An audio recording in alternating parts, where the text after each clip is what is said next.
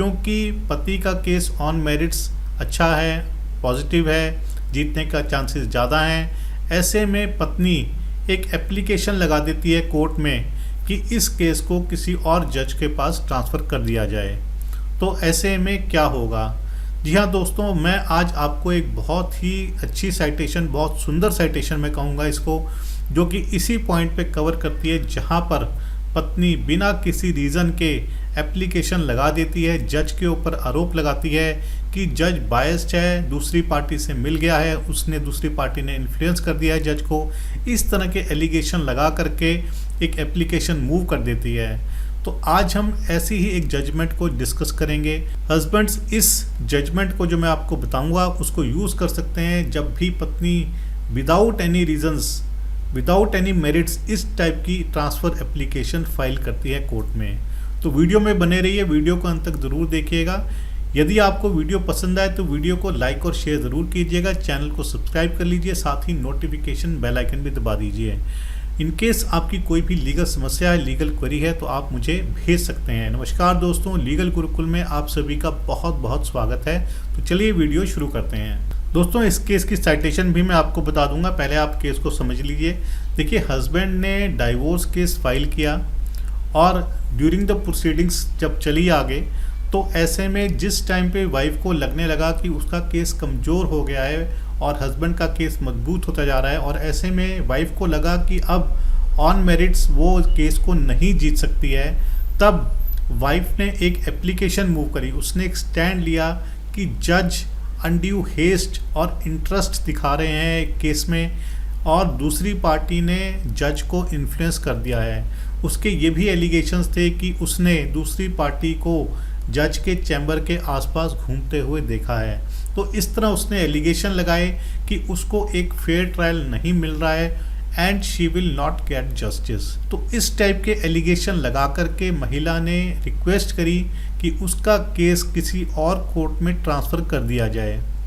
देखिए, इसमें अब हस्बैंड ने इसको अपोज किया। जब भी ट्रांसफ़र एप्लीकेशन लगाई जाती है तो उसमें क्योंकि वो जज के ऊपर एलिगेशन लगा रहे हैं, कोर्ट के ऊपर एलिगेशन लगा रहे हैं, ऐसे में दूसरी पार्टी को रिप्लाई देना होता है। इसमें भी हस्बैंड ने रिप्लाई दिया और हस्बैंड का स्टैंड इसमें यही था कि जो भी एलिगेशंस वाइफ ने लगाए हैं ट्रांसफ़र एप्लीकेशन में वो सारे झूठ हैं, मनगढ़ंत हैं। ऐसा कुछ भी नहीं है कि उन्होंने किसी भी तरह से जज को इन्फ्लुएंस करने की कोशिश करी है।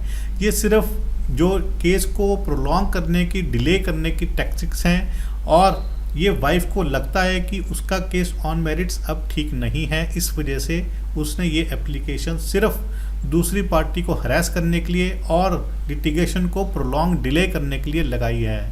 इस तरह के उसका स्टैंड आया। तो जब ये मैटर हाई कोर्ट में पहुंचा तो हाई कोर्ट ने जो प्रिजाइडिंग जज थे उनका भी स्टैंड लिया।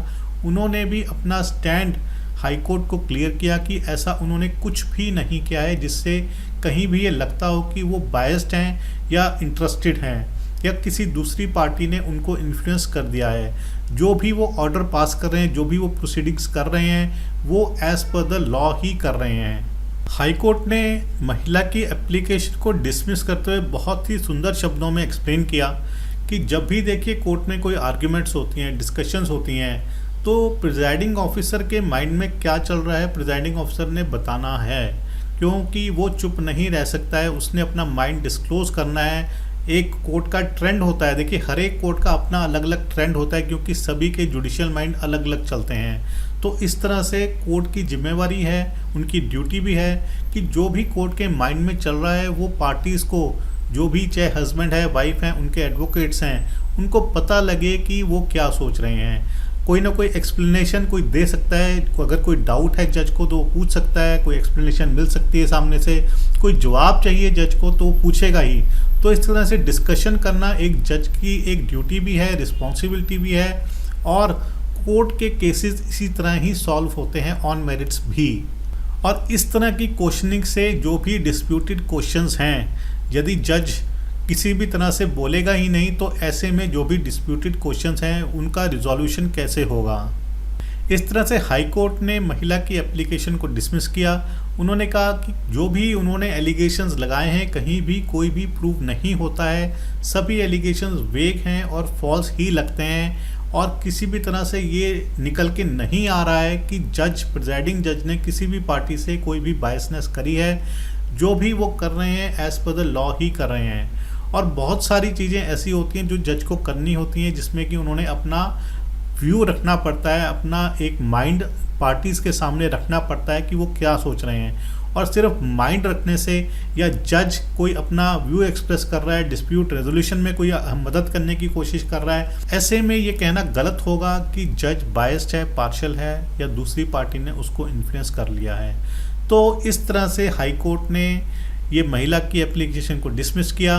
तो इस टाइप की यदि किसी भी केस में वाइफ एप्लीकेशन लगाती है, चाहे हस्बैंड भी एप्लीकेशन लगाता है किसी भी केस में इस टाइप की, तो आप इस जजमेंट का सहारा लेकर के उस एप्लीकेशन को डिसमिस करवा सकते हैं। इस केस की साइटेशन मैं आपको बता देता हूँ, संगीता वर्सेस राम नारायण। डिटेल्स आपको नीचे मिल जाएंगी। डिस्क्रिप्शन में मैं इस जजमेंट का लिंक दे दूंगा, जहां से आप इसको डाउनलोड करके पढ़ सकते हैं और इस जजमेंट को आप यूज़ भी कर सकते हैं जब भी इस तरह की एलिगेशन कोई भी पार्टी लगाती है जज के ऊपर और आपको लगता है कि नहीं केस ठीक चल रहा है और इस तरह के कोई भी एलिगेशंस आपने कुछ भी नहीं किया है जिससे कि ये केस ट्रांसफ़र होना चाहिए। तो आशा करता हूँ कि आपको ये वीडियो पसंद आया होगा। यदि आपको चैनल के वीडियोस पसंद आ रहे हैं, चैनल पसंद आ रहा है, तो चैनल को सब्सक्राइब ज़रूर कीजिएगा, वीडियोस को लाइक एंड शेयर कीजिएगा और नोटिफिकेशन बेल आइकन भी दबा दीजिएगा। आपकी समस्याएं मुझे मिलती रहती हैं, मैं उनको रिप्लाई करता रहता हूँ।